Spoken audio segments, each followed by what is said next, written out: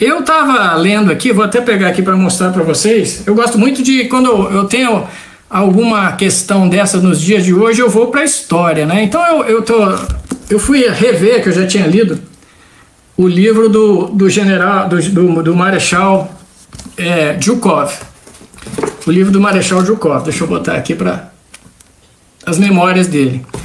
E eu fui ver o que ele fez nessa frente ucraniana na época em que ele estava atacando os alemães, né? O objetivo era chegar no Dnieper.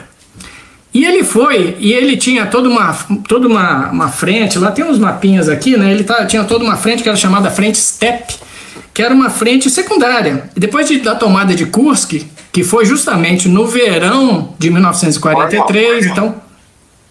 Só para situar o pessoal. Frente é o equivalente ao enfrentar o grupo de exército. Isso. Isso é.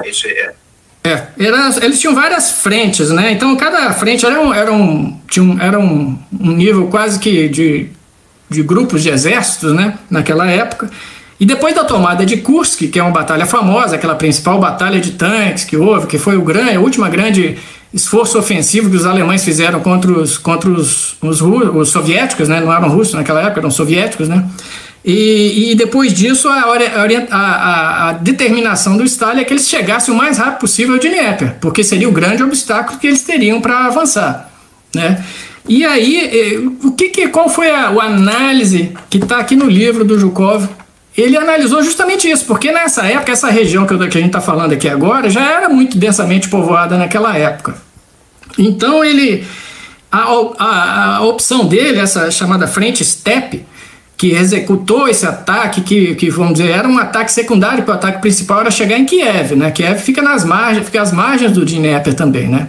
Mas aí o ataque principal ficou para depois, porque o primeiro ataque foi justamente nessa região que saía de Belgorod, Kharkiv, em direção a Dnipropetrovsk, porque era a região menos povoada e hoje ainda é a região menos povoada. Então, assim, eu diria, né, que sem grandes pretensões aqui de prever qualquer coisa, mas a região mais favorável para um ataque levando a Dnieper seria justamente num sentido, vamos dizer assim, nordeste-sudoeste, né? Ele sairia praticamente ali depois ao sul ali de Kharkiv. Kharkiv também está sendo objeto de muitos ataques recentemente, né? Isso pode ser algum indício, né?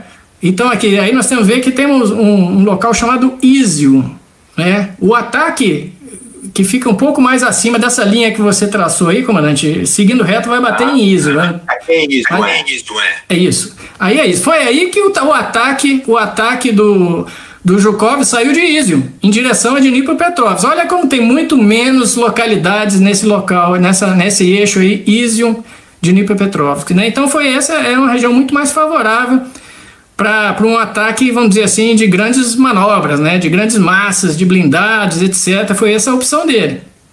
Ele não optou por nem atacar diretamente Kiev, que era o objetivo principal, que acabou depois sendo atacado também, mas primeiro ele fez esse ataque em Izium, Dnipropetrovsk, né? Que é uma coisa interessante a gente considerar, né? O que já foi feito em termos de operações militares nessa mesma região aí no passado, né? Então esse é um aspecto interessante também. Então por isso eu acho, assim, de uma maneira geral, essa frente aí de Chasiv-Yar, eu não vejo ela como...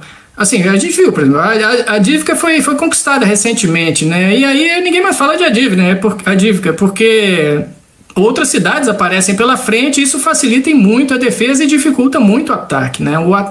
As operações militares em ambiente urbano, elas são muito mais complexas, né? Então uma tropa vai avançando por uma estrada, uma rodovia, chega numa cidade, ela tem que desembarcar, organizar, cercar ou tentar desviar da cidade. Aí você desvia e você chega em outra cidade, porque essa região é altamente povoada.